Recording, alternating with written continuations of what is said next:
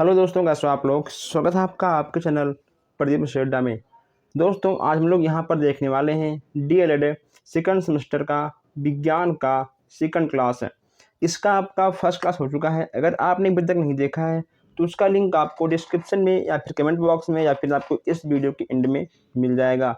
अगर आपको comment box में नहीं मिलेगा तो आप कमेंट करिएगा, मैं कमेंट बॉक्स में आप तक पर्सनल लिंक सेंड कर दूँगा। और दोस्तों, जो हमारे भाई बहन नए हैं, जो लोग अभी तक चैनल को सब्सक्राइब नहीं किए हैं, वो लोग सब्सक्राइब कर लें ताकि कोई भी अपडेट, कोई भी क्लास आपसे मिस ना हो। आज हम लोग यहाँ पर विज्ञान के सभी अतिलघुतीय प्रश्नों को ख़त्म करने वाले हैं। अगर आप सारे प्रश्न लगातार, सारे क्वेश्चन, सारे क्लास लेते हो तो कहीं ना कहीं आपका 100% रिजल्ट अच्छा ही आएगा। चलिए आज हम देखते हैं आज का पहला प्रश्न। यहाँ पे आपको दिख रहा है कि अमाशय की भित्ति में कितनी प्रकार की पेशियाँ पाई जाती हैं। दोस्तों, हम यहाँ पर आपके सभी प्रकाशन के मिक्स क्वेश्चंस लेकर आए हैं और कुछ बचे हुए प्रश्न यहाँ पर भी हम लोग ख़त्म करने वाले हैं। अमाशय की भित्ति में कितनी प्रकार की पेशियाँ पाई जाती हैं, ये यहाँ पे आपको बताना है। यहाँ पे आपको दिख रहा है कि अमाशय की भित्ति में अनैच्छिक और अनुदैर्ध्य तथा त्रियक पेशियाँ पाई जाती हैं। नेक्स्ट यहाँ पे आपका है कि इंसुलिन हार्मोन्स शरीर के किस अंग में स्रावित होता है।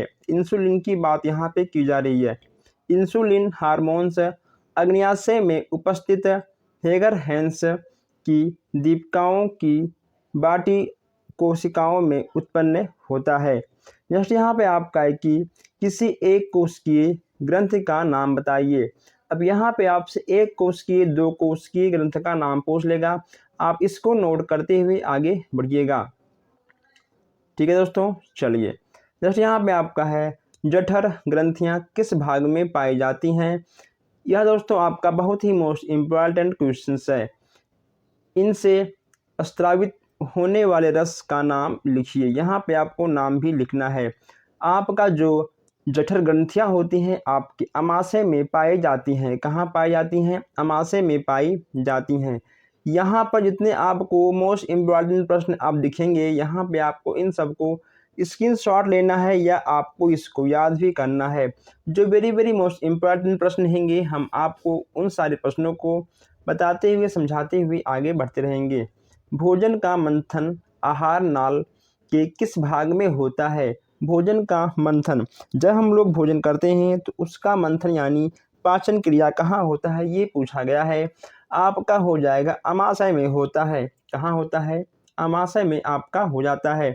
जैसे यहाँ पे आपका है कि प्रोटीन पाचन के पश्चात किस रूप में बदल जाते हैं। प्रोटीन जो आपके होते हैं वह पाचन के पश्चात किस रूप में बदल जाते हैं, ये आपसे पूछा गया है। यह आपका अमीनो अम्लों में बदल जाते हैं। नेक्स्ट यहाँ पे आपका है कि उस नालिका विहीन ग्रंथि का नाम लिखिए जो अग्न्याशय में पाई जाती है। अब यहाँ पे आपको नालिका विहीन ग्रंथि का नाम लिखना है जो अमाशय में पाई जाती है। लेगरहैंस की दीपिकाएं अग्न्याशय में पाई जाने वाली नालिका विहीन ग्रंथियाँ आपकी हो जाती हैं। नेक्स्ट यहाँ पे आपका है कि आहार नाल के किस भाग में भोजन का अवशोषण होता है। आहार नाल की छोटी आंत्र या इलियम में भोजन का अवशोषण हो जाता है। नेक्स्ट यहाँ पे आपका है पित्त। पित्त रस कहाँ बनता है? पित्त रस आपका यकृत में बन जाता है। नेक्स्ट यहाँ पे आपका है कि सूक्ष्म रंसाकुर आहार नाल के किस भाग में पाए जाते हैं, इसका नाम आपको बताना होगा। यहाँ पे देखिए, सूक्ष्म रंसाकुर छोटी आंत में पाई जाती है। कहाँ पाई जाती है? छोटी आंत में पाई जाती है। ये अवशोषण तल में वृद्धि करते हैं। ये पचे भोज्य पदार्थों के अवशोषण में सहायक होती है। आगे बढ़ते हैं। नेक्स्ट यहाँ पे आपको देखने को मिल जा रहा है कि मनुष्य में कितनी जोड़ी लाल ग्रंथियाँ होती हैं। मनुष्य में 3 जोड़ी लाल ग्रंथियाँ पाई जाती हैं। नेक्स्ट यहाँ पे आपका है कि किन्हीं 2 शुष्कांगों के नाम लिखिए आपके फेफड़े और गलफड़े। यानी यहाँ पूछा गया है कि किसी ऐसे दो अंगों का नाम लिखिए जहाँ से हम सांस ले सकते हैं। मनुष्य फेफड़े से सांस लेता है, जो मछलियाँ आपकी हैं, जो जल में रहने वाली जंतु हैं, वे गलफड़े से सांस लेती हैं। हीमोग्लोबिन का श्वसन में क्या महत्व है? हीमोग्लोबिन O2 के फेफड़े की कोशिकाओं तक पहुंचाता है। कहीं ना कहीं दोस्तों हीमोग्लोबिन और ऑक्सीजन का बहुत ही महत्वपूर्ण स्थान होता है। इन दोनों के बिना कोई भी नहीं चल पाएगा। श्वसन क्रिया में कौन सी गैस ग्रहण की जाती है? वह हो जाएगा आपका ऑक्सीजन। नेक्स्ट है, श्वसन क्रिया द्वारा छोड़ी जाने वाली वायु में किस गैस की मात्रा वायुमंडल से अधिक होती है? कार्बन डाइऑक्साइड की। आगे बढ़ते हैं। रुधिर के शुद्धिकरण का कार्य श्वसन तंत्र के किस अंग द्वारा किया जाता है? आपका हो जाएगा फेफड़े से। नेक्स्ट यहाँ पे आपका है, नाक से सांस लेने का मुख्य लाभ क्या है? नाक से सांस लेने का कारण वायु छनकर शरीर ताप पर फेफड़ों में पहुंचाती है, जिससे फेफड़ों की कोशिका स्वच्छ बनी रहती है। आगे बढ़ते हैं। नेक्स्ट यहाँ पे आपका है कि वायु का हृदय कहाँ स्थित होता है? वायु के हृदय की बात की जा रही है। हृदय वक्ष गुहा में फेफड़ों के मध्यावकाश में थोड़ा बाईं और अधर तल पर स्थित होता है। आगे बढ़ते हैं। नेक्स्ट यहाँ पे आपका है, मनुष्य के हृदय में दाएं और बाएं आलिंद में कैसे रुधिर होती हैं? हृदय के दाएं भाग में अशुद्ध तथा बाएं आलिंद में शुद्ध रुधिर होता है। अब यहाँ आपका नेक्स्ट क्वेश्चन है, पल्मोनरी धमनी में बहने वाला रुधिर कैसा होता है? यह आपका शुद्ध होता है, ऑक्सीजन रहित होता है। ठीक है। नेक्स्ट यहाँ पे आपका है, रुधिर के तरल निर्जीव भाग को क्या कहते हैं? यह आपका हो जाएगा प्लाज्मा। ठीक है दोस्तों, प्लाज्मा कहते हैं। नेक्स्ट है, किस वैज्ञानिक ने सर्वप्रथम रुधिर परिसंचरण तंत्र की खोज की थी? आपके हो जाएंगे विलियम हर्ब। ठीक है दोस्तों, ये क्वेश्चंस आपको नोट करना चाहिए। नेक्स्ट यहाँ पे आपका है, मनुष्य के रुधिर का रंग लाल क्यों दिखाई देता है? हीमोग्लोबिन के कारण मनुष्य का रंग लाल दिखाई देता है। नेक्स्ट यहाँ पे आपका है, तरल संयोजी उत्तक के दो उदाहरण कौन कौन से हैं? रुधिर तथा लसिका। ठीक है दोस्तों, रुधिर तथा लसिका ये आपके तरल संयोजी उत्तक होते हैं। यांत्रिक किस प्रकार उत्सर्जन में सहायक होता है? यांत्रिक अमोनिया को यूरिया में बदलकर उत्सर्जन में सहायक करता है। नेक्स्ट यहाँ पे आपका है, यूरियोटेलिस जंतु कौन कहलाते हैं? एक उदाहरण दीजिए। जो जंतु यूरिया के रूप में उत्सर्जित पदार्थ को निष्कासित करते हैं उन्हें यूरियोटेलिस जंतु कहते हैं, जैसे मेढक, खरगोश और मनुष्य। भोजन के प्रमुख पोषण तत्व, प्रमुख घटक बताइए। यहाँ पे आपको भोजन के प्रमुख तत्व, प्रमुख घटक भी आपको बताना है, या फिर आपको अगर ये पूछ ले कि भोजन में कौन कौन से पोषण तत्व पाए जाते हैं, प्रोटीन की कमी से कौन कौन से रोग हो जाते हैं, अगर ये दोनों प्रश्न पूछे आपसे तो आपको इसको लिखना होगा। भोजन से हमें ऊर्जा प्राप्त होती है, जिससे हम विभिन्न कार्य को करते हैं। भोजन के विभिन्न तत्वों से हमारे शरीर के पोषण, निर्माण, वृद्धि और रोगों में सुरक्षा होती है।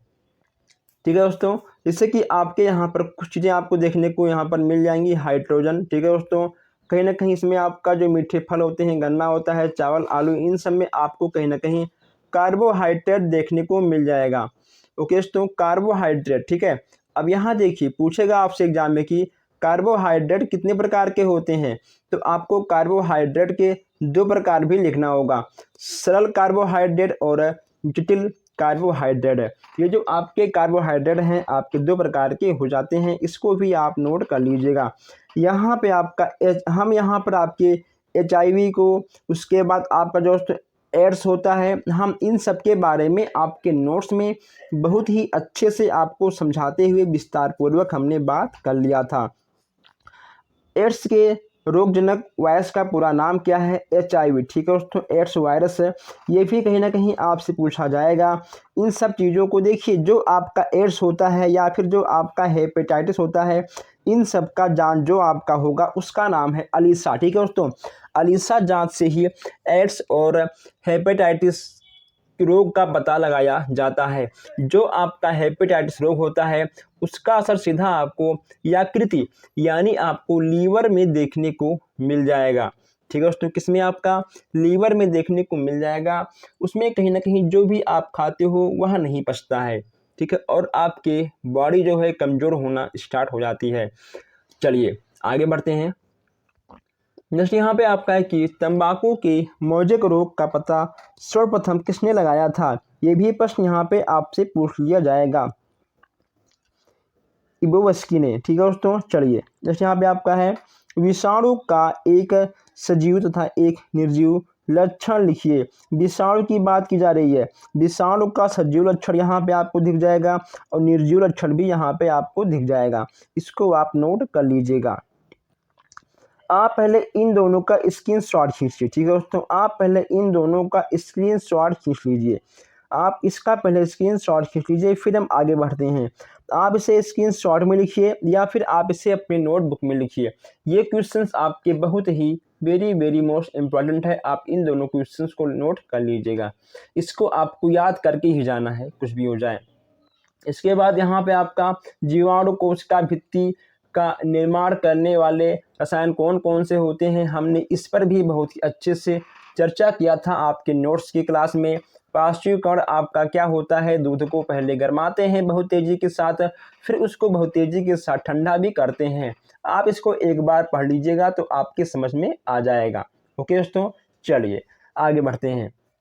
मृतोपजीवी जीवाणुओं के पोषण किस प्रकार होते हैं? अब यहाँ मृतोपजीवी की बात की जा रही है। देखिए, मृत कार्बनिक पदार्थ के अपघटन से जैविक कार्य के लिए ऊर्जा प्राप्त करते हैं।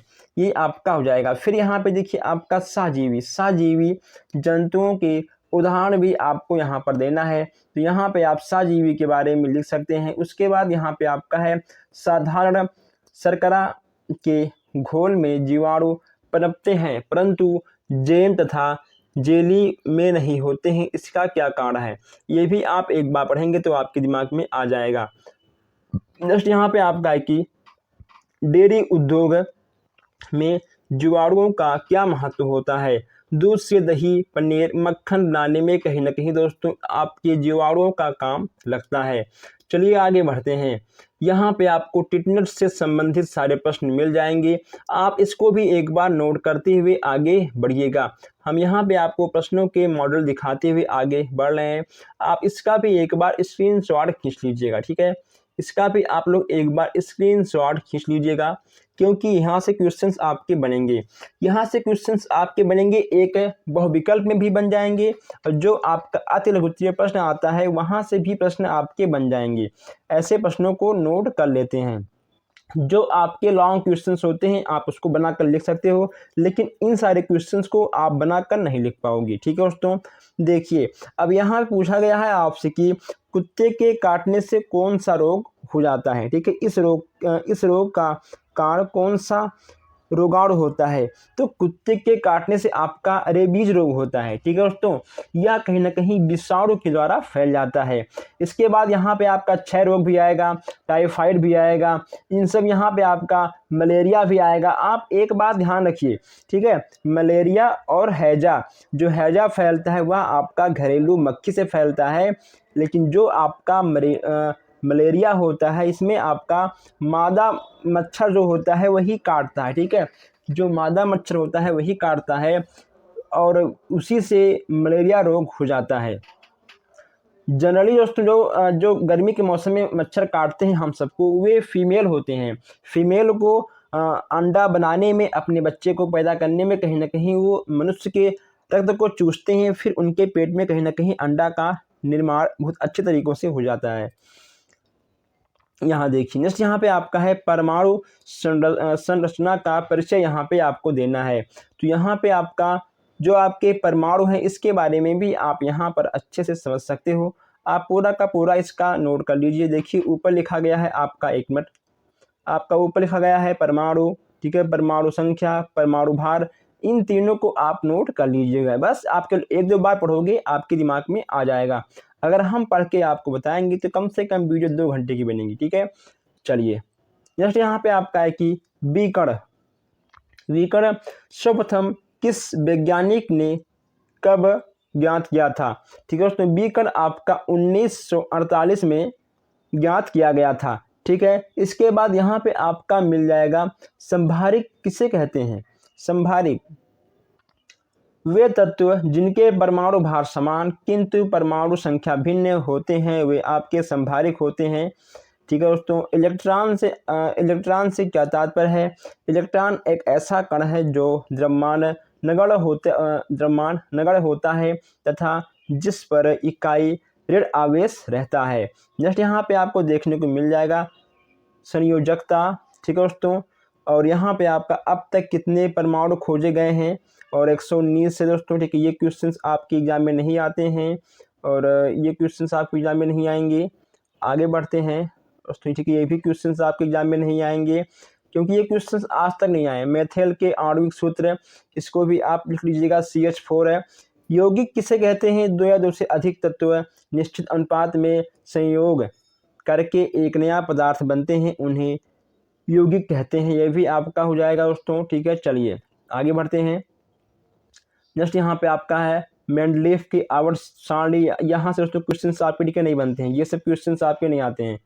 ये एक मिनट, ठीक है, आप इसको नोट कर लीजिएगा, यहाँ से आपके बन जाते हैं, ठीक है। मेंडलीव की आवर्त सारणी में 9 वर्ग समूह तथा 7 आवर्त होते हैं, ये आप नोट कर लीजिएगा। ये भी क्वेश्चंस आपके नहीं बनते हैं एग्जाम में। और आइए कुछ और आपको बताते हैं। आवर्त सारणी से क्वेश्चन, ठीक है, आपके बन जाते हैं, इसको भी आप नोट कर लीजिएगा। आवर्त सारणी के एक ही आवर्त के तत्वों के परमाणु के आकार किस प्रकार परिवर्तन होते हैं? आवर्त सारणी के एक ही आवर्त के तत्वों के परमाणु के आकार बाईं ओर से दाईं ओर क्रमिक रूप से घटते हैं। संक्रमण तत्वों के 2 विशेष गुण बताइए। यहाँ पे आपको 2 विशेष तत्व मिल जाएंगे, विभिन्न संयोजकता, दर्शना, रंगीन संकर आयन बनाना, ठीक है। इसके बाद यहाँ पे क्या आवर्त सारणी, ये भी आपका नहीं बनता क्वेश्चन दोस्तों, ना यहाँ से बनेगा आपका, और क्वेश्चंस आपका ये भी नहीं बनता है। आप इन दोनों क्वेश्चंस को नोट कर लीजिएगा, यहाँ से प्रश्न आपके बन जाते हैं।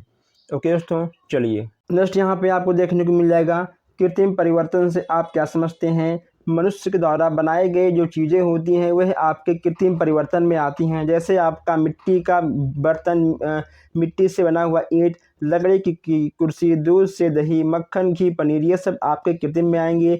रसायन परिवर्तन आपका क्या होता है दोस्तों, ठीक है, जो प्राकृतिक चीज़ों से घटती हैं, ठीक है। जैसे कि दोस्तों आपका लोहे के कील में जंग लगना, ठीक है, ये सब कहीं ना कहीं आपके रसायन क्रिया होती हैं, जो आपके साइंस में आते हैं वे आपके रसायन में आ जाते हैं, ठीक है। जैसे कि मान लो लोहे के दरवाजे में जंग लगना, उसका झड़ जाना, ठीक है, ये सब आपके रसायन में आएंगे। दूध से दही बनना, ये भी आपका रसायन में आएगा। प्राकृतिक परिवर्तन क्या होता है? आपको इतना लंबा नहीं लिखना है, आपको शॉर्ट में बस 2 से 3 लाइन में लिखते हुए आगे बढ़ जाना है, ठीक है। ये चीज़ें आप अपने मन से, अपने अनुभव से भी लिख सकते हो। जस्ट यहाँ पे आपका प्राकृतिक परिवर्तन से क्या समझते हैं? मौसम का बदलना, वर्षा होना, सूखा पड़ना, ज्वालामुखी, भूकंप, आंधी आना, ये सब आपके प्राकृतिक परिवर्तन में आएंगे। नेक्स्ट यहाँ पे आपका कि तीव्र परिवर्तन से क्या समझते हैं? जैसे कि दोस्तों माचिस का जलना और बहुत जल्दी बुझ जाना, ठीक है, गुब्बारे का फूटना, ठीक है दोस्तों। और अगर मान लो आपके पास मोमबत्ती है, मोमबत्ती का जल्दी से जल जाना, कपूर का जलना, ठीक है, ये सब आपके तीव्र परिवर्तन के अंतर्गत आ जाएंगे। अनियमित परिवर्तन से आप क्या समझते हैं? वे परिवर्तन जिनका समय निश्चित है, अनियमित परिवर्तन, ठीक है। वे परिवर्तन जिनका समय अनिश्चित है उन्हें अनियमित परिवर्तन कहते हैं। जैसे आंधी, तूफान, बाढ़, सूखा, भूकंप, इनका समय निश्चित नहीं होता, ये कभी भी किसी भी वक्त आ सकते हैं। अनुकूल परिवर्तन, वे ऐसे परिवर्तन जो दैनिक जीवन के लिए उपयोगी तथा हितकर होते हैं उन्हें अनुकूल परिवर्तन कहते हैं। लोहे का फल फूल देना, पौधे का, ठीक है दोस्तों, पौधों का फल फूल देना, भोजन का पकना, गोबर का खाद बनाना, गोबर के कंडे से लकड़ी बनाना, ये सब अनुकूल परिवर्तन में आएंगे। मंद परिवर्तन जो दोस्तों धीरे धीरे होता है, ठीक है। दूध से दही बनना, उसमें टाइम लगता है। नाखून का बढ़ना, बच्चों का बढ़ना, बाल का बढ़ना, ठीक है, ये सब आपके मंद परिवर्तन में आएंगे। ध्वनि उत्पन्न करने वाले परिवर्तन कौन कौन से हैं? पटाखे का फोड़ना, गुब्बारे का फोड़ना, ठीक है, बंदूक की गोली, लोहे से लोहा टकराना, ताली पीटना, ठीक है, ये सब आपके ध्वनि परिवर्तन में आएंगे। आइए आगे बढ़ते हैं हम लोग अब। चलिए नेक्स्ट यहाँ पे आपको दिख जाएगा कि अम्ल जल में घुलकर कौन सा धनायन बनाते हैं। इसमें आपका हो जाएगा H+ धनायन बनाते हैं, ठीक है, यानी आपका हाइड्रोजन आयन। नेक्स्ट यहाँ पे आपका है कि NaKSO4 किस प्रकार के लवण हैं। NaKSO4 एक मिश्रित लवण के अंतर्गत आते हैं। किसी द्वि लवण या संकर लवण का नाम लिखिए। ये आपके जो द्वि लवण हैं और संकर लवण हैं, इन दोनों का नाम आप लोग लिख लीजिएगा। K2SO4, Al2SO4, 324H2O, ठीक है। नेक्स्ट यहाँ पे आपका है K4FeCN6। नेक्स्ट यहाँ पे आपका है कि अम्ल एवं क्षार की प्रबलता किस पर निर्भर करती है। अम्ल और क्षार की प्रबलता आयन की मात्रा पर निर्भर करती है। एसिटिक अम्ल की क्षारकता कितनी होती है। एसिटिक अम्ल की क्षारकता 1 होती है। आइए अब यहाँ पे आपको अम्ल क्षार कैसे ज्ञात करते हैं, इसका फार्मूला आपको दिख जाएगा। हाइड्रेसिड से क्या तात्पर्य है, ये भी आपको यहाँ पर दिख रहा है कि ऐसे अम्ल जिनमें हाइड्रोजन तथा आणुक अधातु, ठीक है, हाइड्रोजन तथा धातु तत्व या आयन होते हैं और इनके ऑक्सीजन नहीं होते हैं, उन्हें हाइड्रेसिड कहते हैं। चलिए नेक्स्ट यहाँ पे आपका है कि याथो अम्ल कैसे बनते हैं, ये भी आपको यहाँ पे लिखना। उसमें ये क्वेश्चन, ठीक है, नहीं आते हैं आपके एग्जाम में, ये नहीं आते हैं। जिन अम्लों में हाइड्रोजन तथा सल्फर नहीं होते हैं उन्हें कौन से अम्ल कहते हैं।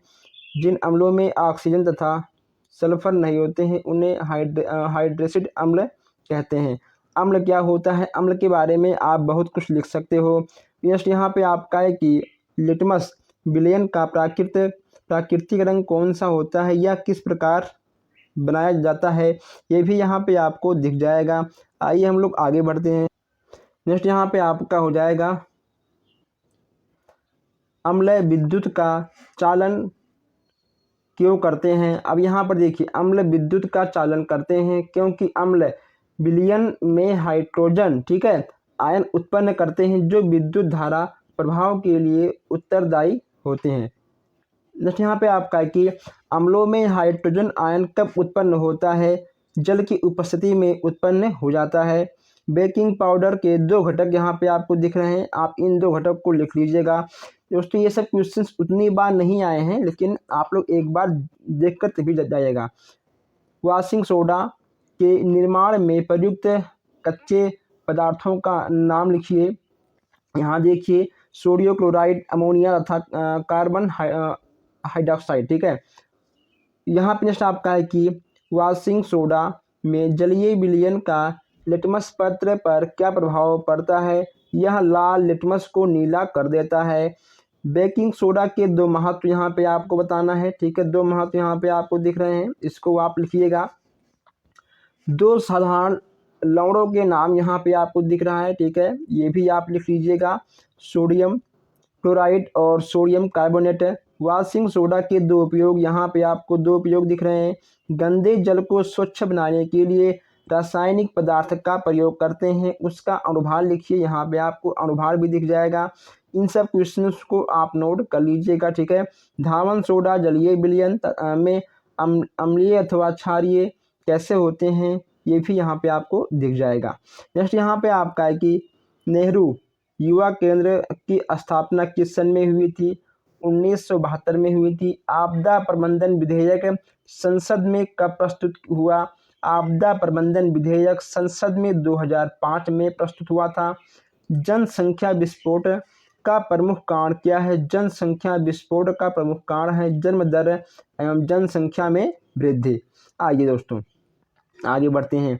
नेक्स्ट यहाँ पे आपका है कि वायु प्रदूषण से क्या तात्पर्य है? आप वायु प्रदूषण के बारे में कितने ही भी पेज लिख सकते हो, ये उसमें हम क्या बताएं। अम्ल वर्षा किन अम्लों का मिश्रण है? अम्ल वर्षा H2SO4 व HNO3 का मिश्रण आपका हो जाता है।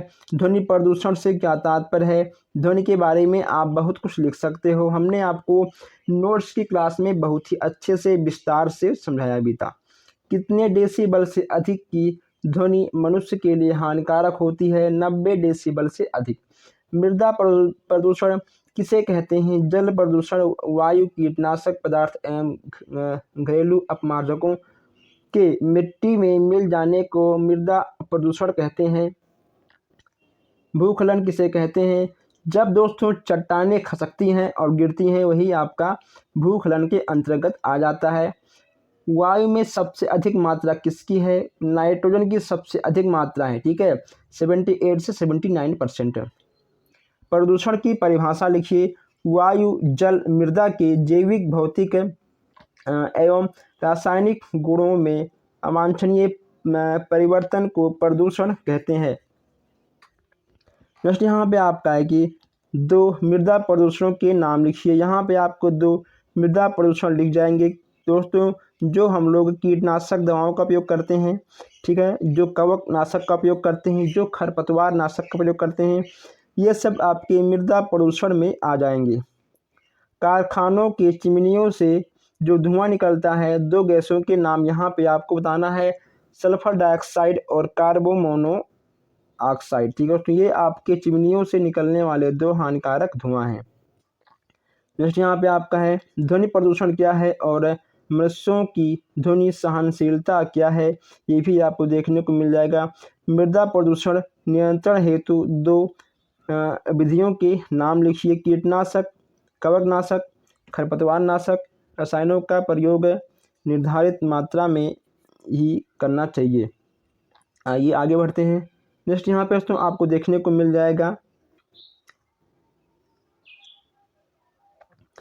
रेडियोधर्मी फॉल आउट किसे कहते हैं? परमाणु विस्फोट। यहाँ देखिए, परमाणु विस्फोट के फलस्वरूप निकलने वाले रेडियोधर्मी पदार्थ वायुमंडल में संघनित होने के पश्चात जब वापस पृथ्वी पर आती हैं, उन्हें रेडियोधर्मी फॉल आउट कहते हैं। अपमार्जक किसे कहते हैं दोस्तों? अपमार्जक के बारे में यहाँ पर आप लिख सकते हो। आइए आगे बढ़ते हैं। ध्वनि के शोर का इकाई क्या है? डेसिबल से नापते हैं, ठीक है। DDT का पूरा नाम क्या है? यहाँ पे आपको फुल फॉर्म भी लिखना होगा। ओजोन परत क्या है? इसके बारे में आप बहुत कुछ लिख सकते हो ओजोन परत के बारे में, ठीक है। ग्रीन हाउस प्रभाव क्या है? ग्रीन हाउस प्रभाव को भी आप लिख सकते हो। बस केवल ये चीज़ें आपको एक ही बार पढ़ना होगा। देखिए, ग्रीन हाउस कार्बन डाइऑक्साइड तथा अन्य गैसों द्वारा वायुमंडल में उष्मा को रोक लिया जाना ग्रीन हाउस प्रभाव कहलाता है।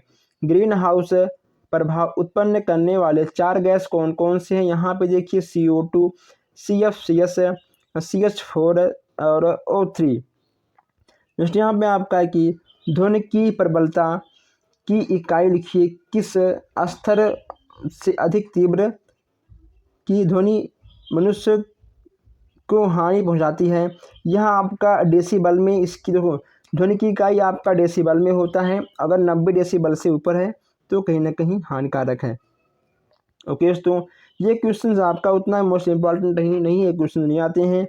जो हमारे भाई बहन नए हैं वो लोग चैनल को सब्सक्राइब कर लें। हमने एक भी बार आपसे नहीं कहा अब तक सब्सक्राइब करने के लिए या वीडियो को शेयर करने के लिए।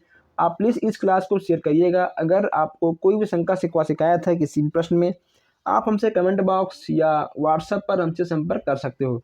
व्हाट्सएप का लिंक आपको डिस्क्रिप्शन में मिल जाएगा। हम मिलते हैं फिर आपसे नेक्स्ट क्लास में। धन्यवाद।